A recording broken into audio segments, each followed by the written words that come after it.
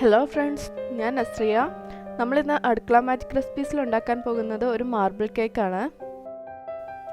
ഇത് സാധാരണ ഒരു സ്പോഞ്ച് കേക്കും ചോക്ലേറ്റ് കേക്കും കൂടെ മിക്സായി വരുന്ന ഒരു കേക്കാണ്. അപ്പോൾ നമുക്ക് കേക്ക് ഉണ്ടാക്കുന്നതിന് മുമ്പായിട്ട് നിങ്ങളിതുവരെ ഈ ചാനൽ സബ്സ്ക്രൈബ് ചെയ്തിട്ടില്ലെങ്കിൽ സബ്സ്ക്രൈബ് ചെയ്യാം. തുടർന്ന് എൻ്റെ വീഡിയോസൊക്കെ ലഭിക്കണമെന്ന് ആഗ്രഹമുണ്ടെങ്കിൽ ആ സബ്സ്ക്രൈബ് ബട്ടൻ്റെ തൊട്ടപ്പുറത്തുള്ള ബെൽ ബട്ടൺ കൂടെ പ്രസ് ചെയ്യുകയാണെങ്കിൽ ഞാൻ പുതിയ വീഡിയോസ് എല്ലാം ഇടുമ്പോൾ നിങ്ങൾക്ക് നോട്ടിഫിക്കേഷൻ കിട്ടും. അപ്പോൾ എല്ലാവരും മറക്കാതെ സബ്സ്ക്രൈബ് ചെയ്യണം. ഇനി നമുക്ക് ഈ കേക്ക് ഉണ്ടാക്കുന്നതിൻ്റെ ഇൻഗ്രീഡിയൻസൊക്കെ അതിൻ്റെ മെഷർമെൻറ്റും ആദ്യം പറഞ്ഞുതരാം. അതിനുശേഷം നമുക്ക് എങ്ങനെ കേക്ക് ഉണ്ടാക്കുന്നതെന്ന് കൂടെ പറഞ്ഞുതരാം. അപ്പം നിങ്ങൾക്ക് കേക്ക് ഉണ്ടാക്കാൻ കുറച്ചുകൂടി സൗകര്യമായിരിക്കും.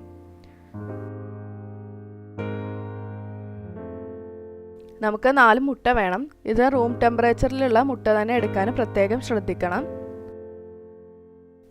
പിന്നെ നമുക്ക് വേണ്ടത് 1 കപ്പും പിന്നെ 1 ടേബിൾ സ്പൂണും മൈദയാണ്. 1 ടീസ്പൂൺ വാനില എസൻസ് കൂടെ വേണം.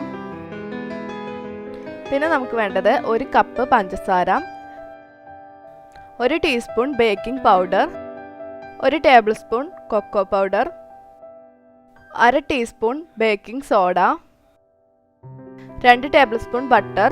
ഇതിന് പകരം നിങ്ങൾക്ക് സൺഫ്ലവർ ഓയിലോ അല്ലെങ്കിൽ മറ്റ് വെജിറ്റബിൾ ഓയിലോ ഉപയോഗിക്കാവുന്നതാണ്. ഇനി നമുക്ക് ഡ്രൈ ഇൻഗ്രീഡിയൻസ് ഒക്കെ ഒന്ന് അരിച്ചെടുക്കണം. ഞാൻ എപ്പോഴും പറയുന്നത് പോലെ നിങ്ങൾക്ക് ഈ ഡ്രൈ ഇൻഗ്രീഡിയൻസ് തീർച്ചയായിട്ടും നിങ്ങൾ അരിച്ചെടുത്താലേ കേക്ക് എല്ലാ ഭാഗവും ഒരുപോലെ പൊന്തി വരുള്ളൂ. അപ്പോൾ 1 കപ്പും 1 ടേബിൾ സ്പൂണും മൈദ ഞാൻ ഇട്ട് കൊടുത്തിട്ടുണ്ട് ഒരു അരിപ്പയിലേക്ക്. ഇതിലേക്ക് 1 ടീസ്പൂൺ ബേക്കിംഗ് പൗഡർ ഇട്ട് കൊടുക്കുക, 1/2 ടീസ്പൂൺ ബേക്കിംഗ് സോഡ കൂടി ഇട്ട് കൊടുക്കുക. ഇനി ഇത് നമുക്ക് നന്നായിട്ട് അരിച്ചെടുക്കാം. നിങ്ങൾക്ക് വേണമെങ്കിൽ 1 or 2 പ്രാവശ്യം ഇത് അരിച്ചെടുക്കാം. ഞാനിപ്പോൾ ഇവിടെ 1 പ്രാവശ്യം അരിച്ചെടുക്കുന്നുള്ളൂ. നമ്മളിങ്ങനെ അരിച്ചെടുക്കുന്ന സമയത്താണ് ഈ മൈദയുടെ എല്ലാ ഭാഗത്തും ബേക്കിംഗ് പൗഡറും ബേക്കിംഗ് സോഡയൊക്കെ മിക്സ് ആവുന്നത്. പിന്നെ മാത്രമല്ല ഇതിൻ്റെ ഉള്ളിൽ വല്ല കട്ടയോ മറ്റോ ഉണ്ടെങ്കിൽ അതൊക്കെ പോയി കിട്ടുകയും ചെയ്യും. അരിച്ചെടുത്തു കഴിഞ്ഞാൽ പിന്നെ നമുക്കിതൊരു സ്പൂൺ വെച്ചിട്ട് നന്നായിട്ട് തന്നെ ഒന്ന് മിക്സ് ചെയ്ത് കൊടുക്കാം. നന്നായിട്ട് എല്ലാ ഭാഗത്തേക്കും നന്നായി മിക്സ് ചെയ്ത് കൊടുക്കണം. മിക്സ് ചെയ്ത് കഴിഞ്ഞാൽ നമുക്കിതങ്ങ് മാറ്റി വെക്കാം. അതിനുശേഷം നമുക്ക് മുട്ട ബീറ്റ് ചെയ്തെടുക്കണം. ഇനി നമുക്ക് നേരത്തെ എടുത്തു വെച്ച 4 മുട്ടയും ഒരു ബൗളിലേക്ക് പൊട്ടിച്ചൊഴിക്കാം. ഈ 4 മുട്ടയും റൂം ടെമ്പറേച്ചറിലുള്ള മുട്ടയാവാൻ പ്രത്യേകം ശ്രദ്ധിക്കണം. നമ്മളിത് ഫ്രിഡ്ജിൽ വെച്ച മുട്ടയാണെങ്കിൽ നമ്മൾ കേക്ക് ഉണ്ടാക്കാൻ തുടങ്ങുന്നതിൻ്റെ 1 or 2 മണിക്കൂർ മുന്നേ എടുത്ത് പുറത്ത് വെക്കണം. അതുപോലെ നമ്മൾ ഈ മുട്ട ഒഴിക്കുന്ന ബൗളും നമ്മൾ ബീറ്റ് ചെയ്യുന്ന വിസ്കും നല്ല ഡ്രൈ ആയിരിക്കണം. വെള്ളത്തിൻ്റെ അംശം തീരെ കാണാൻ പാടില്ല. ഇനി ഇതിലേക്ക് ഒരല്പം ഉപ്പും 1 ടീസ്പൂൺ വാനില എസൻസ് കൂടെ ഒഴിച്ചിട്ട് നന്നായി ബീറ്റ് ചെയ്തെടുക്കാം. നമ്മൾ ഈ മുട്ട ബീറ്റ് ചെയ്യുന്ന സമയത്ത് തന്നെ വാനില എസൻസ് ഒഴിച്ചു കൊടുക്കണം. അതുപോലെ മുട്ട ബീറ്റ് ചെയ്യുന്ന സമയത്ത് ഉപ്പിട്ട് കഴിഞ്ഞാൽ നമുക്ക് പെട്ടെന്ന് ഇത് മുട്ട ബീറ്റായി കിട്ടും. അതിന് വേണ്ടിയിട്ടാണ് മുട്ട ബീറ്റ് ചെയ്യുന്ന സമയത്ത് ഉപ്പിട്ട് കൊടുക്കുന്നത്. പിന്നെ ആ മധുരം ഒന്ന് ബാലൻസ് ആയി കിട്ടുകയും ചെയ്യും.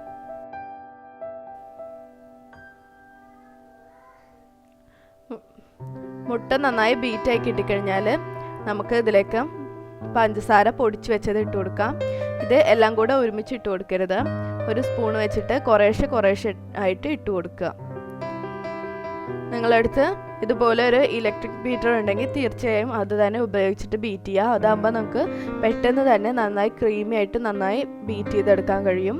ഇനി ഇതല്ലാന്നുണ്ടെങ്കിൽ നിങ്ങൾക്ക് ഇതിന് പകരം ഒരു ബലൂൺ വിസ്ക് വെച്ചിട്ട് അല്ലെങ്കിൽ ഒരു ഫോർക്ക് വെച്ചിട്ടൊക്കെ ബീറ്റ് ചെയ്തെടുക്കാം. പക്ഷേ ഇത്രത്തോളം ക്രീമി ആയി കിട്ടില്ല, എന്നാലും നന്നായി ബീറ്റ് ചെയ്തെടുക്കാൻ കഴിയും. കുറച്ച് ടൈം എടുക്കുന്നേ ഉള്ളൂ.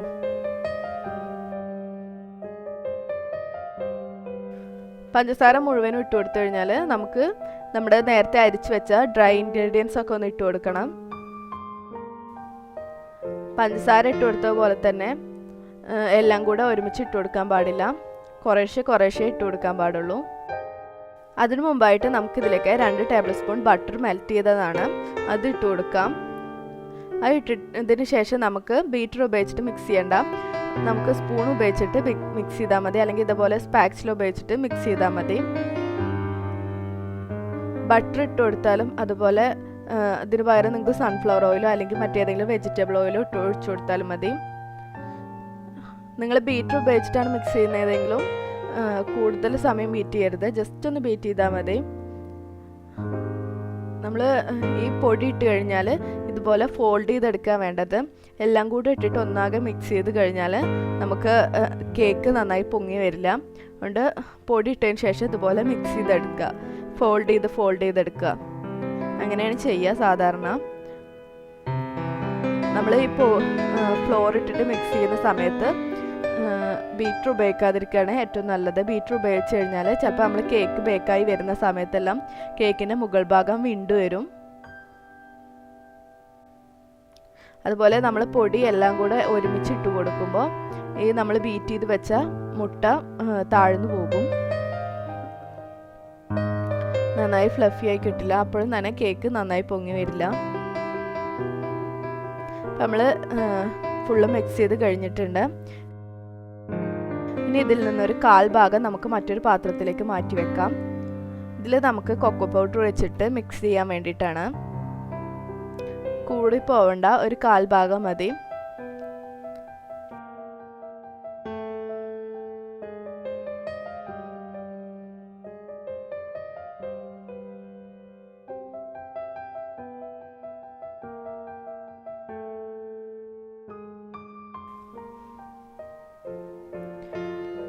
ഇനി ഇതിലേക്ക് 1 ടേബിൾ സ്പൂൺ കൊക്കോ പൗഡർ ചേർത്ത് കൊടുക്കാം.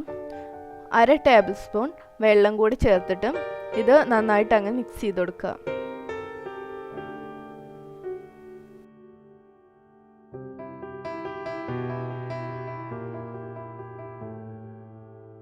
ഇതിപ്പോൾ ഇവിടെ നന്നായി മിക്സായി കിട്ടിയിട്ടുണ്ട്.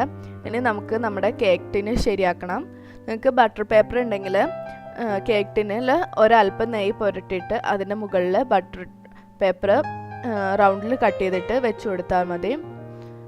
ഞാനിപ്പോൾ ബട്ടർ പേപ്പർ ഇല്ലാത്തത് കൊണ്ട് കേക്ക് ടിന്നിൽ ഒരല്പം എണ്ണ തടവിയിട്ടുണ്ട്. അതിൻ്റെ മുകളിൽ 1 ടീസ്പൂൺ മൈദ ഇട്ട് കൊടുത്തിട്ട് എല്ലാ ഭാഗത്തേക്കും തട്ടി കൊടുക്കുന്നുണ്ട്. ഇനി കൂടുതലായി വന്ന ഈ മൈദ നമുക്ക് പുറത്ത് കളയാം. ഇപ്പോൾ നമ്മുടെ കേക്ക് ടിന് റെഡി ആയിട്ടുണ്ട്. ഇനി നമുക്കിതിൽ കേക്ക് ഒട്ടിപ്പിടിക്കില്ല താഴ്ഭാഗത്ത്. ഇനി നമുക്ക് വലിയൊരു തവി എടുത്തിട്ട് അതിൽ നമ്മുടെ വാനില കേക്കിൻ്റെ ബാറ്റർ ഒഴിച്ചു കൊടുക്കാം. ചെറിയൊരു തവി എടുത്തിട്ട് ചോക്ലേറ്റ് കേക്കിൻ്റെ ബാറ്റർ ഒഴിച്ചു കൊടുക്കാം. ഇങ്ങനെ റിപ്പീറ്റ് ചെയ്ത് കൊണ്ടിരിക്കുക. ഈ കേക്ക് ബാറ്റർ കഴിയുന്നത് വരെ അങ്ങനെ ചെയ്യാം. ഇതിൻ്റെ സെൻറ്റർ ഭാഗത്ത് നിന്ന് തന്നെ തുടങ്ങണം. അങ്ങനെ ആകുമ്പോഴാണ് നല്ല വൃത്തിക്ക് വരിക.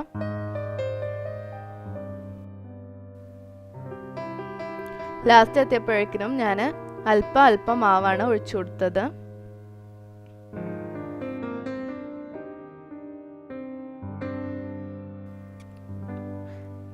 എൻ്റെ കയ്യിൽ വാനില കേക്കിൻ്റെ ബാറ്റർ ഒരല്പം ബാക്കി വന്നിട്ടുണ്ട്.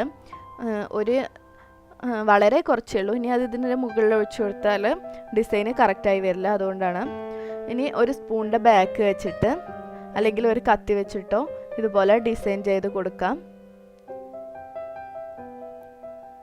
ഒരു ഭംഗിക്ക് വേണ്ടിയിട്ടാണ് ഇങ്ങനെ ചെയ്യുന്നത്.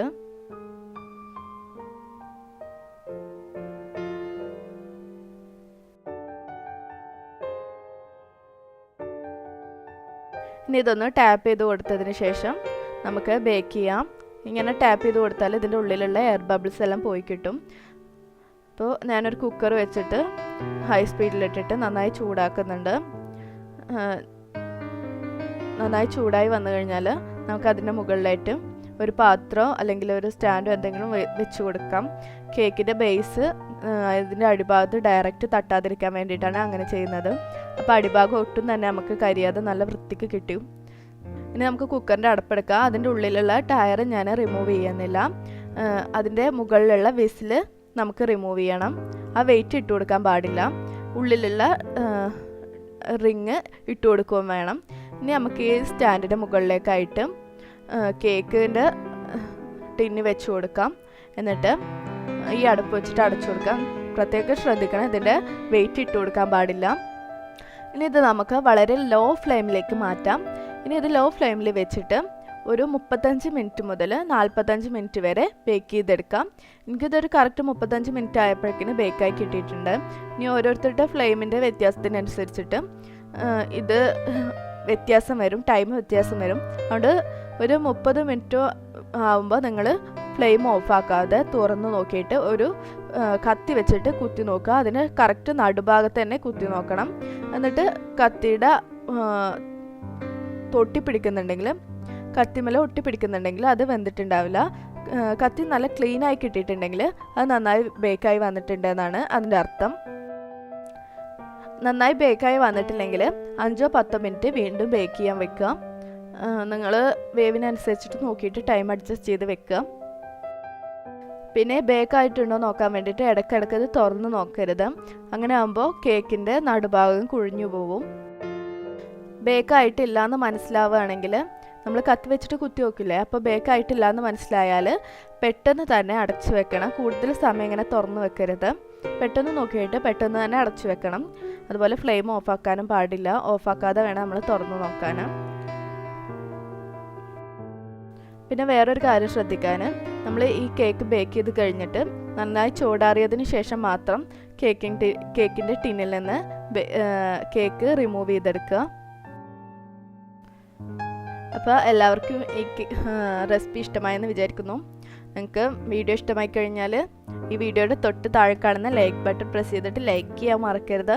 അതുപോലെ തന്നെ നിങ്ങളുടെ ഫ്രണ്ട്സിനും ഫാമിലിക്കൊക്കെ വീഡിയോ ഷെയർ ചെയ്ത് കൊടുക്കുക. നിങ്ങൾ ഇതുവരെ ഈ ചാനൽ സബ്സ്ക്രൈബ് ചെയ്തിട്ടില്ലെങ്കിൽ മറക്കാതെ ഇപ്പം തന്നെ പോയി സബ്സ്ക്രൈബ് ചെയ്യുക. ആ സബ്സ്ക്രൈബ് ബട്ടൻ്റെ തൊട്ടപ്പുറത്തുള്ള ബെൽ ബട്ടൺ കൂടെ പ്രസ് ചെയ്യുകയാണെങ്കിൽ നിങ്ങൾക്ക് ഞാൻ പുതിയ വീഡിയോസ് എല്ലാം ഇടുമ്പോൾ നോട്ടിഫിക്കേഷൻ കിട്ടും.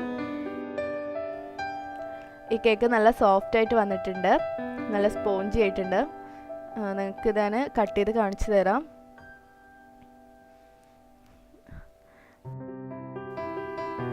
അപ്പോൾ നിങ്ങൾക്ക് ഈ റെസിപ്പി ഇഷ്ടമായെന്ന് വിചാരിക്കുന്നു.